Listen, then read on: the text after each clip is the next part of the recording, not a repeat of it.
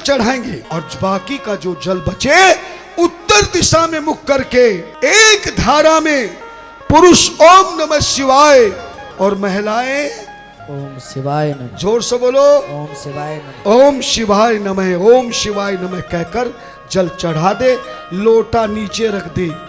मगर पूजा की थाली, पूजा की टोकरी, जल का पात्र, दीपक, धूप कभी भी जलेहरी पे मत रखना। हरियाणा में सबसे ज्यादा जलेहरी पे रखती है।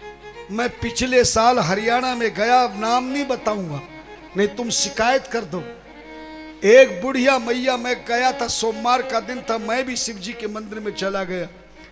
जैसे गया तो देखा मैया ने टोकरी जलेहरी पे रख रखी है, दीपक भी जलेहरी पे रख रखा है, धूप बत्ती भी जलेहरी पे रख रखी है और जल का खाली लोटा भी जलेहरी पे रख रखा है।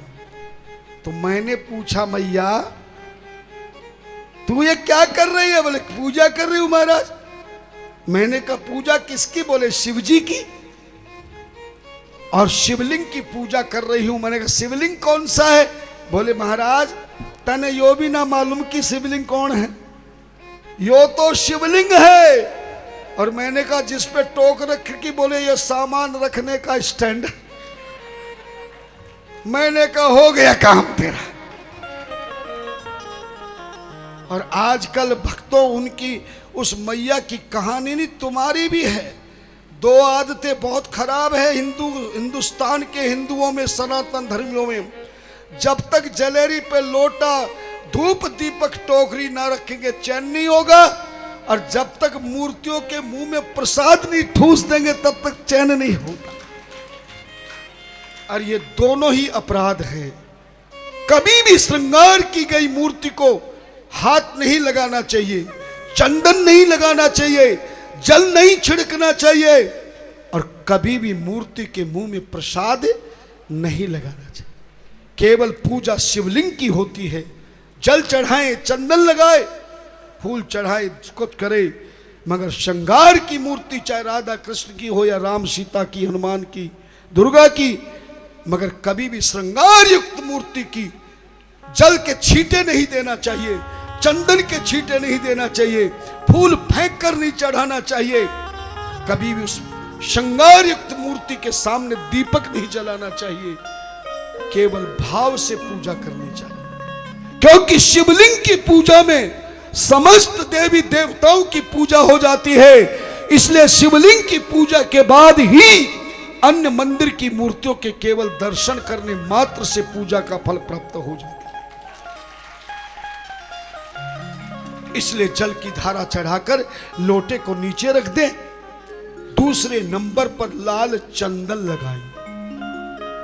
मंदिर में पत्थर होता है चंदन घिसने का, आपके यहां होता है कि नहीं पता नहीं। जल डाल के चंदन घिसे पर याद रखना, कभी भी जिस पत्थर पर चंदन घिसे उस पत्थर से सीधा सीधा चंदन लेकर कभी देवताओं को नहीं लगाना, कभी अपने नहीं लगाना, कभी किसी दूसरे को नहीं लगाना। पत्थर पर घिसकर उस चंदन को चाहे उल्टे हाथ की हथेली में ले ले, चाहे किसी कागज में ले ले, किसी थाली में ले ले, किसी कटोरी में ले ले, किसी पत्ते में ले ले, मगर डायरेक्ट जो घिसने वाले पत्थर से चंदन लगाते हैं उनका कर्ज बढ़ जाता है, उनको रोग का मर्ज हो जाता है, घर में कलेश हो जाता है, दुख और दरिद्र होता है। इसलिए चंदन घिसने वाले पत्थर से सीधा चंदन कभी भी किसी मूर्ति देवता को नहीं लगा। उस चंदन को हाथ की हथेली में लेकर किसी कटोरी में, कागज में, या अपनी हथेली में, या किसी कटोरी में या चंदन पात्र में लेकर के ही चंदन का प्रयोग करना चाहिए। और चंदन कभी भी पतला प्रयोग नहीं करना चाहिए, बिना पानी के डाले भी ना करे, और गाढ़ा चंदन ही किसी भी पूजा में या धर्म काम में प्रयोग करना चाहिए। पतला चंदन कभी भी प्रयोग नहीं करना चाहिए। इसलिए चंदन को 3 अंगुलियों से लगाए। अनामिका शक्ति दोक्ता, मध्यमा ईश्वरी मता तर्जनी मोक्षदायिनी। कहते कि अनामिका, मध्यमा और तर्जनी तीनों अंगुलियों से लाल चंदन लगाकर फिर भगवान शिव के शिवलिंग पर त्रिपुंड लगाना चाहिए। और ये त्रिपुंड शिवलिंग की कौन सी दिशा में लगाना चाहिए? पूर्व दिशा में। कौन सी दिशा में? पूर्व दिशा। जिधर शिवलिंग का पूर्व दिशा का हिस्सा है उस पर त्रिपुंड चंदन लगाएं और अनामिका से चंदन से शिवलिंग के ऊपर ओम लिख दें। बहुत बड़ा फल मिलता है। चंदन लगाने के बाद फूल चढ़ा दें। फूल के बाद रोजाना भांग, धतूरा, आग, समी, दुर्वा, घास नहीं चढ़ाना चाहिए, लेकिन हो सके तो बेल पत्र चढ़ा देना चाहिए। और अगर बेल पत्र ना हो तो बताया था, मंदिर में अगर चढ़े हुए बेल पत्र पड़े हों तो कैसे चढ़ाओगे? बताया था, उसको नारायण के जल से धो के चढ़ा दे। और बेल पत्र ना हो तो ये भी बताऊं कि रहने दो? हाँ, ये तो कंपलसरी है। रोजाना बेल पत्र कहां से आएंगे? शास्त्र कहता, धर्म ग्रंथ कहता है, पूजा के समय जो वस्तु उपलब्ध ना हो सके, शास्त्र कहता है वो मन के द्वारा चढ़ा देना चाहिए। जय हो। मनसा परिकल्पया।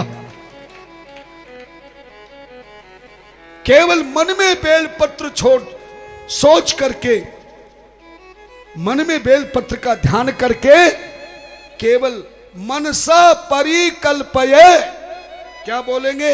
मनसा परिकल्प। मन के द्वारा जो मैंने सोचा है, वील पत्रम समर्पयामि।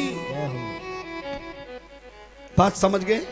लेकिन बेल पत्र कैसे चढ़ाओगे? उल्टा। और बेल पत्र चढ़ा करके थोड़ा सा जल चढ़ा देना और फिर हाथ जोड़ करके दीपक जलाते हो। रोजाना तो रोज दीपक जला सकते हो, धूप दीपक जला सकते हो, मगर धूप दीपक दिखाने के बाद हाथ जरूर धोना चाहिए। अगर दीपक जलाते हो तो भी हाथ धोएं। दीपक में बत्ती लगाना, घी डालना, दीपक जलाना, दीपक को स्पर्श करना, दीपक को उठाना, जब भी कोई कार्य दीपक का हो तो अगला कार्य करने से पहले हाथ में थोड़ा सा जल डाल के हाथ को जरूर धोना चाहिए। हस्तो प्रक्षालय। दीपम दर्शयामि धूपम दीपयामि धूपम आग्रियाप्यामि दीपम दर्शयामि हस्तो प्रक्षालय। और दीपक के करने के बाद दक्षिणा जरूर चढ़ाएं। ये पंचोपचार प्रतिदिन पूजन करें। बेलपत्र और फूल एक ही चीज मानी गई है। पहला जल चढ़ाएं, दूसरा चंदन लगाएं, तीसरा फूल बेलपत्र चढ़ाएं, चौथा दीपक धूप दिखाएं और पांचवा दक्षिणा चढ़ाएं। और अंतिम में फिर पूजा के बाद भगवान शंकर की प्रार्थना करें और भगवान शिव से प्रार्थना करते हुए उनसे एक ही बात कहे। अगर ये नमामि स्मीशा निर्वाण रूपम, ये प्रार्थना कितने लोग चाहते हैं कि मेरे हाथों से लिखे हुए भजन और ये प्रार्थना तुम्हें मैं दे सकूं? कितने लोग चाहते हैं? पक्का। एक काम तो मैंने तुम्हें पानी पीने का सिखाया। दूसरा, कितने लोग चाहते कि जो 7 साल की मैंने तपस्या करी है, जो मैंने घोर तपस्या करी, उसका फल प्राप्त करके आप घर में सुख और शांति, धन लक्ष्मी की प्राप्ति कर सके, कितने लोग चाहते हैं? तो मैंने आपके लिए आज नई चीज तैयार की है। आपके प्रेम और श्रद्धा को देखकर यही सी पंडाल में एक स्टॉल लगा हुआ है, वहां से केवल एक भजन पुस्तक और 2 पूजा की वस्तु अपनी इच्छा के अनुसार, बिना इच्छा के जो भी ले लेना। यह स्टॉल कोई दुकानदारी के लिए मैं नहीं लगाता हूं। धन्यवाद। अगर मुझे दुकान लगानी होती, व्यापार करना होता, तो मेरे पास बड़ी गाड़ी है, मैं गाड़ी भर के सामान की लेके आता। और जैसे और पंडालों में स्टॉल लगता है, मैं वैसे भी लगा सकता था, लेकिन मैंने जिंदगी में कभी धन को अहमियत नहीं दी। मैं दिवाली और होली के दिनों में और शिवरात्रि पर विशेष अनुष्ठान के द्वारा सनातन धर्म की पूजा सामग्री और भजन पुस्तिका को मैं परम सिद्ध करता हूं, और केवल थोड़ा थोड़ा सामान जो सिद्ध किया हुआ है वही साथ में एक बैग में लेके आता हूं, और तीसरी दिन की कथा से वो स्टॉल के रूप में केवल मेज पर रखा जाता है। जो भी भक्त अपने परिवार के लिए एक भजन की पुस्तक इसलिए बोल रहा हूं कि मेरे द्वारा लिखे सारे भजन उसमें मिलेंगे, साथ में जो पूजा का विधान मैं बता रहा हूं वो भी उसमें मिलेगा, और तुम्हारे घर का वास्तु दोष, देव दोष, ऋषि दोष कैसे दूर किया जाए वो भी भजन पुस्तक में मिलेगा। और तीसरा, पूजा की 2 सामग्री, बड़ी या छोटी, बर्तन हो या सामान की पूजन का कोई भी जो वहां मिल सके आप घर में ले जाना, घर के मंदिर में प्रयोग करके देखना। मैं तो कथा करके चला जाऊंगा मगर आप मुझे भूल नहीं पाएंगे, क्योंकि उस सामग्री के द्वारा तुम्हारे घर में सारा कष्ट, दुख, रोग, समस्या सब समाप्त हो जाएगा, निदान हो जाएगा। जीवन के मानव जीवन का सम्मान, उत्थान महान बन जाएगा, ज्ञानवान बन जाएगा और जीवन का कल्याण हो जाएगा। इसलिए जाते समय आप लेकर जाना और मुझे बताना। अभी मैं और भी 9 दिनों तक कथा सुनाऊंगा यहाँ, मुझे केवल 6 दिन में बता देना कि सामग्री को ले जाने के बाद, तुम्हारे घर के मंदिर में प्रयोग के बाद, भजन पुस्तिका में इस नमामि ईशान निर्वाण रूपम विभुम व्यापकम ये प्रार्थना भी लिखी है। और मैं चाहूंगा सभी भजन पुस्तिका लेकर उस पूजन की सामग्री जो ले वो तो मंदिर में प्रयोग करना, लेकिन भजन पुस्तिका रोजाना अपने साथ में लेकर सत्संग में पहुंच जाना। मैं शुरू में जो प्रार्थना बोलूंगा मेरे साथ बोलना, आखिर में आरती भी शिव पुराण की इसमें लिखी है, और जितने भजन बीच में गाऊंगा वो भी तुम्हें बताऊंगा। मेरे साथ पूरा आनंद प्राप्त कर। जय हो।